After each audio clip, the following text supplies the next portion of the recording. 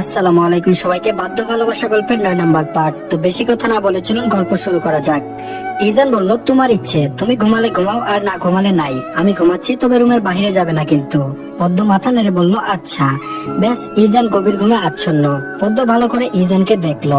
পদ্ম ইজানের নাকের সামনে তার হাতটা নিল। ঘন ঘন নিঃশ্বাস আসছে, তার মানে সে এখন গভীর ঘুমে আছে। পদ্ম মেধার কাছে ভিডিও কল দিল। তাড়াতাড়ি ফোনটা নিয়ে বেলকনিতে গেল। মেধা বলল, কি ব্যাপার সুন্দরী, তোমাদের হানিমুন কেমন কাটছে?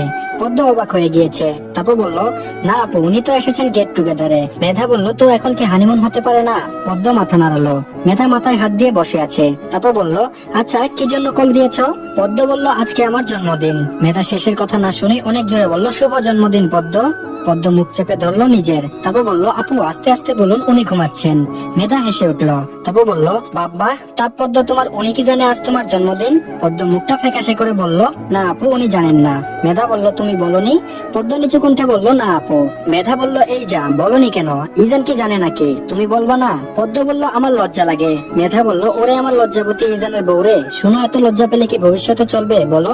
পদ্ম বলল, আপু এসব বললে আমার আরো লজ্জা লাগে। মেধা বলল, থাক, আর লজ্জা পেতে হবে না। এখন কি করতে চাচ্ছ?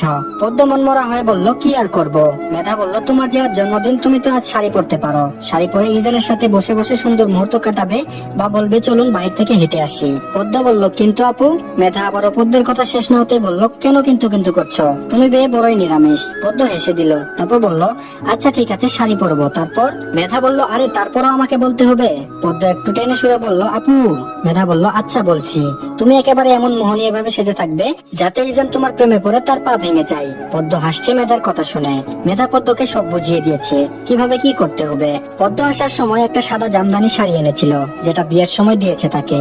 সাদার সাথে লাল জামদানি শাড়িও দিয়েছিল, কিন্তু পদ্ম এই সাদাটাই আনলো, কারণ সাদা রংটা সবসময় তার ভালো লাগে। সে ভেবে রেখেছে সন্ধ্যার পর সাজবে। সন্ধ্যা 7টা। ইজানের ঘুম ভাঙলো পদ্মের ডাকে। চশমাটা পরে পদ্মের দিকে তাকালো। পদ্ম ওর ফোনটা হাতে নিয়ে দাঁড়িয়ে আছে। তারপর বলল, আপনার কল এসেছিল, ধরিনি আমি। ইজান পদ্মের হাত থেকে ফোনটা নিল। রায়হান আহমেদ কল দিয়েছেন। এই লোক মনে হয় ইজানকে শান্তি দিবে না। ইজান কল ব্যাক করলো। সাথে সাথে রায়হান আহমেদ কল রিসিভ করলো। তারপর বলল, কি মিয়া, আপনি তো দেখছি বিয়ে করে একেবারে বদলে গেলেন। রুম থেকে বের হতে চান না, আড্ডা দিতে চান না, কি হয়েছে বলুন তো? ইজান বিরক্ত হলো, কারণ একে তো কল দিয়েছে, তারপর আবার এসব কথা বলছে। ইজান বলল, আরে ভাই আমি ঘুমাচ্ছিলাম, আপনাদের মতো তো আর এত এনার্জি নেই আমার। রায়হান বলল, আচ্ছা যাই হোক, শুনুন আমরা সবাই চা খাচ্ছি, আপনি চলে আসতে পারেন। ইজান বলল, আসছি আমি, বলে ইজান কলটা কেটে দিল। ইজান ফ্রেশ হয়ে এসে পদ্মকে বলল তার সাথে যাওয়ার জন্য, কিন্তু পদ্ম রাজি হলো না।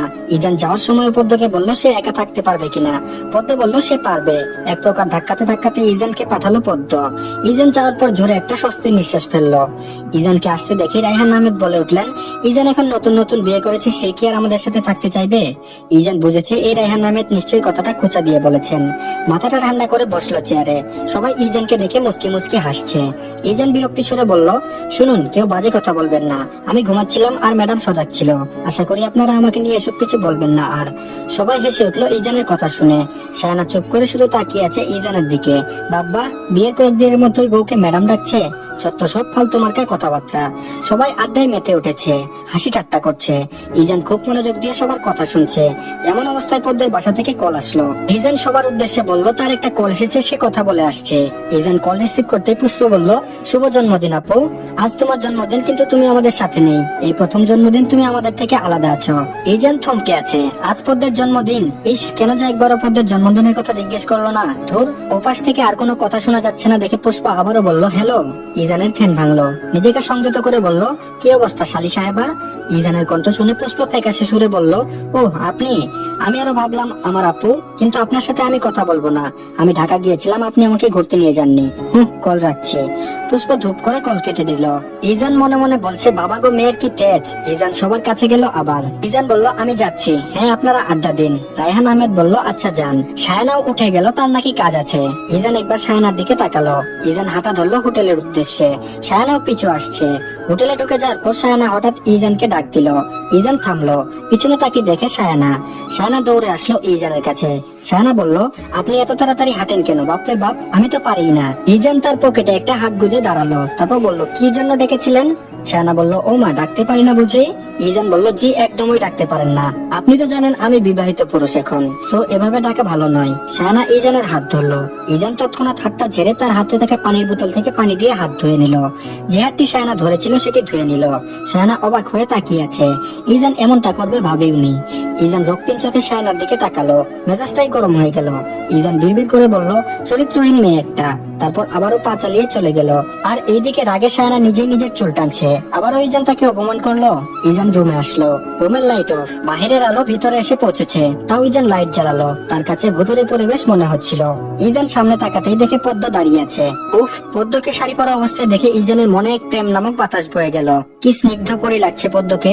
শুভ্র শাড়িটার মতো শুভ্র লাগছে তার পিচ্চি বউকে। ইজান পদ্মের গাল ছুঁয়ে বলল, শুভ 16তম জন্মদিন পদ্ম ফুল। পদ্ম স্মিত হাসি দিয়ে বলল, ধন্যবাদ ডাক্তার সাহেব। ইজান পদ্মকে উল্টে গড়িয়ে পিছন থেকে জড়িয়ে ধরলো। পদ্মের ঘাড়ে তার ওষ্ঠ মিলিয়ে নিল। পদ্ম বারংবার কেঁপে উঠছে। শক্ত করে শাড়িটা ধরে রাখলো। ইজানের সেই বেহায়া দাড়িগুলো পদ্মকে ছাড়ছে না, একটু একটু করে তারাও স্পর্শ করছে শুভ্র শাড়ি পরিহিত সেই ছোট্ট মেয়েটাকে। ইজান পদ্মের সেই সুন্দর মুহূর্ত ভুলবার নয়। পদ্ম বেচারিত দম খিচে দাঁড়িয়ে আছে। ইজান পদ্মের থেকে তেমন কোনো সাড়া পেল না। ইজান সরে এলো পদ্মের কাছ থেকে। বেশ দূরত্ব বজায় রেখে দাঁড়িয়েছে। পদ্ম বেক্ষণের মতো তাকিয়ে আছে। বুকে দুহাত গুজে দাঁড়িয়ে আছে ইজান। পদ্ম ভেবলার মতো ইজানকে দেখছে। ইজান গম্ভীর কণ্ঠে বলল, তুমি এভাবে সেজেছো কেন? পদ্ম অবাক হলো। তারপর বলল, আমার ইচ্ছা হয়েছে তাই আমি সেজেছি। ইজান বিড়বিড় করে বলল, নিজে তো ইচ্ছায় সেজেছো, আর এদিকে আমি মরে যাচ্ছি। পদ্ম বুঝলো না ইজানের কথা। প্রকুচকে ইজানের দিকে তাকিয়ে বলল, কিছু বলেছেন? ইজান মাথা নাড়ালো না। পদ্ম শাড়ি আঁচল মুচড়াতে মুচড়াতে বলল, আমাকে কেমন লাগছে বলেননি তো? ইজান আবারও গম্ভীর কণ্ঠে বলল, ভালো লাগছে। কথাটা পদ্মের হজম হলো না। তারপর বলল, শুধু কি ভালো লাগছে? ইজান চোখ বন্ধ করে আবার খুললো। তুমি কি চাও আমি কিছু করি? পদ্ম কিছু বলতে যাবে তার আগে ইজানের ফোনে কল আসলো। পদ্মের দিকে তাকিয়ে কলটা রিসিভ করলো। মেধা কল দিয়েছে। কল রিসিভ করতে মেধা বলল, কিরে, তোর পেয়ারি বউর তো আজ জন্মদিন। ইজান বিরক্ত কণ্ঠে বলল, কি জন্য কল করেছিস সেটা বল। মেধা মনক্ষুণ্ণ হলো। তারপর বলল, কি হয়েছে বলতো? ইজান বলল, কিছু হয়নি। ফোনটা এখন রাখবি, পরে কথা বলবো। আমি সময় করে ফোন দিব। গুরুত্বপূর্ণ সময়ে ব্যাঘাত ঘটিয়ে দিয়েছিস। ইজান ফোনটা কেটে দিল। তারপর আবার পদ্মকে জিজ্ঞেস করলো, হ্যাঁ বলো, কি বলতে চেয়েছিলে? পদ্ম মাথা নাড়ালো দুদিকে। তারপর বলল, না। ইজান পদ্মের সামনে এসে দাঁড়ালো। পদ্ম সাথে সাথে মাথা নিচু করে ফেলেছে। ইজান পদ্মের মাথা উঠিয়ে বলল, বলতে বলেছে। পদ্ম বলল, আমাকে একটু হাঁটতে নিয়ে যাবেন বাহিরে? ইজান ভ্রু কুঁচকে তাকায় পদ্মের দিকে। তারপর বলল, কেন হাঁটতে যাবে? পদ্ম অন্যদিকে ঘুরে বলল, আপনি তো আমাকে আমার জন্মদিনের উপহার দেবেন না জানি, তাই হাঁটতে চেয়েছি। ইজান তার ওয়ালেট প্যান্টের পকেটে ঢুকালো। তারপর পদ্মের পাশাপাশি দাঁড়িয়ে ওর হাত ধরে নিয়ে যাচ্ছে বাহিরে। রুম চাবি দিয়ে লক করতে করতে ইজান বলল, তোমাকে সব গিফট একসাথে দেব। পদ্ম চোখ তুলে তাকায় ইজানের দিকে। পদ্ম আর ইজান হাঁটতে থাকে। দুজন মিলে হাজার কথা বলছে। আর সময় হলে শুধু পদ্ম কথা বলছে আর ইজানও বলছে। পদ্ম মুচকি মুচকি হাসছে, কারণ ইজানের উন্নতি দেখে। ইজান পদ্মের কাঁধে জড়িয়ে হাঁটতে লাগলো। জিনিসটা ইজানের ভালো লাগে। পদ্ম শাড়ি পরে হাঁটছে, তাই ইজান সেইভাবেই পদ্মের সাথে তাল মিলালো। ইজান আর পদ্মের এসব কাহিনী শায়না খুব খেয়াল করেছে। রাগে খুবই তার যেন বিষের মতো লাগছে। একটু আগেই তো ইজান তাকে অপমান করেছে, আর এখন ঠিক ওই বউয়ের সাথে প্রীতি দেখাচ্ছে। যত সব ঢং মনে হচ্ছে তার কাছে। মনটা চাচ্ছে দুজনকে গিয়ে অনেক কথা শোনাতে।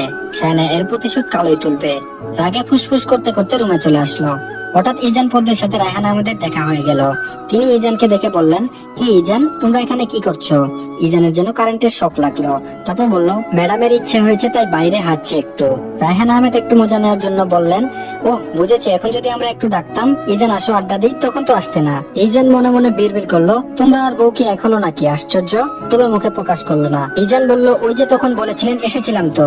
রায়হান আহমেদ ইজানের কাঁধে হাত চেপে বলল, আচ্ছা তোমরা থাকো, আমি আসছি। ইজান হাসলো আর মনে মনে বলল, তুমি গেলেই বাঁচি। সবসময় পিছনে পড়ে থাকো, 2 মিনিটও শান্তি দেয় না। আর হসপিটালে থাকলে তো কথাই নেই। ইজান বিরক্ত নিয়ে শ্বাস ফেললো। পদ্ম ইজানের সোজাসুজি দাঁড়িয়ে বলল, উনি এমন বললেন কেন? ইজান বলল, এমনি করেন সব সময়। মেবি আমি বিয়ে করেছি, সহ্য হচ্ছে না তার। ইজান আর পদ্ম আবারও হাঁটা শুরু করলো। এক জায়গায় মনে হয় 100 বার হাঁটা শেষ তাদের। এক গন্ডেই বারবার হাঁটছে। শেষে ইজান বিরক্ত হয়ে গিয়েছিল, তাই পদ্মকে নিয়ে রুমে চলে এসেছে। পদ্ম চাচ্ছিল না আসার জন্য, তবে জোর করে নিয়ে এসেছে। রুমে এসে এখন পদ্ম ঘাপটি মেরে বসে আছে। ইজান পদ্মকে দেখলো।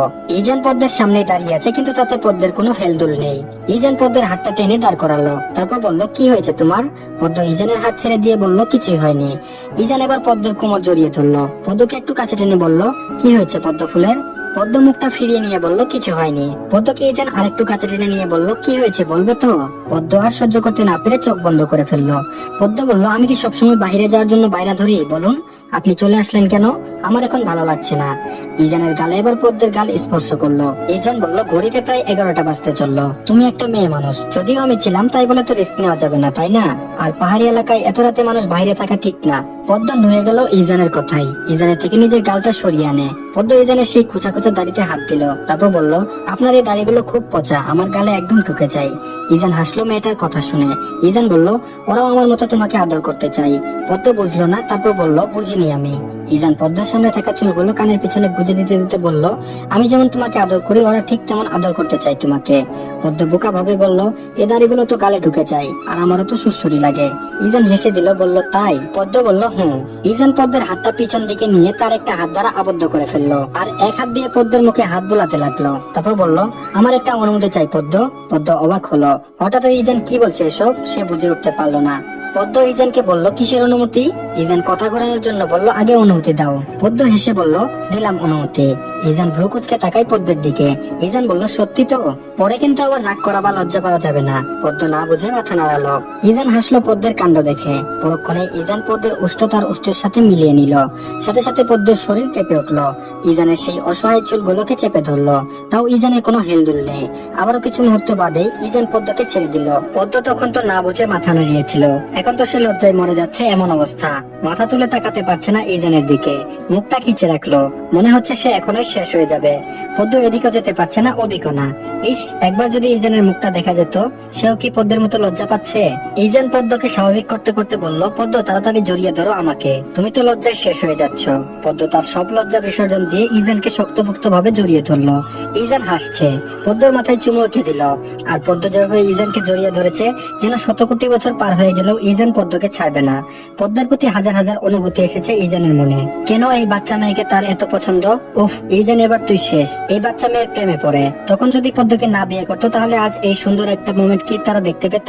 কি যে শান্তি লাগছে। সকাল 9টা। ইজানের চোখে ঘুম নেই, মূলত সেই ঘুম উড়ে গিয়েছে। তবে সে বিছানা ছাড়তে পারছে না, তার ম্যাডাম তাকে ছাড়ছে না। নিশ্চিন্তে তাকে জড়িয়ে ধরে ঘুমাচ্ছে। ইজান এভাবে শুয়ে থাকতে থাকতে প্রায় 1 ঘন্টা সময় হয়ে গিয়েছে। সে উঠলো পদ্মকে ছেড়ে। পদ্মার অগোছালো শাড়ি ঠিক করে দিয়ে ফ্রেশ হতে গেল। ফ্রেশ হয়ে এসে পদ্মকে ডাকলো, কিন্তু তার ওঠার নামগন্ধ নেই। সে আরো মুখে বালিশ চেপে ধরে ঘুমাচ্ছে। ইজান এবার পদ্মের সামনে জোরে জোরে বলল, ওঠো পদ্ম, বেলা 12টা বাজতে চললো। পদ্ম তড়িঘড়ি করে উঠে চোখ মুখ ডলতে শুরু করলো। বেশ কিছুক্ষণ সময় পর পদ্ম স্থির হয়ে বসে আছে। ইজান পদ্মের হাত টেনে বলল, যাও ফ্রেশ হয়ে আসো, নাস্তা করতে হবে, আমরা এখানেই নাস্তা করবো আজ। পদ্ম মাথা নাড়িয়ে ফ্রেশ হতে গেল। মুখ ধুয়ে পানিও মুছেনি, আবার এসে বসেছে বেডে। ইজান নাস্তা নিয়ে আসলো রুমে। পদ্মের মুখের পানি নিজের হাত দ্বারা মুছে দিল। তারপর দুজনে নাস্তাটা সেরে নিল।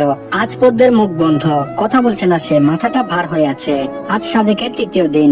সবাই আজও ঘুরতে বের হবে, কিন্তু আজ নাকি পদ্মের মন চাচ্ছে না ঘুরতে যাওয়ার জন্য। ইজান একটু নিচে গিয়েছিল। এই মুহূর্তে সায়ানা ইজান আর পদ্মের রুমে আসলো। দরজা খোলাই ছিল, যার কারণে সায়ানা খুব সহজে ঢুকে যেতে পারলো। পদ্ম বসেছিল, হঠাৎ তাকে দেখে অবাক হয়। সায়ানা পদ্মের মুখ চেপে ধরে বলল, বেয়াদব মেয়ে। পদ্ম অবাক হয়ে গিয়েছে। আগাগোড়া কিছুই মাথায় ঢুকছে না, কি হচ্ছে তার সাথে।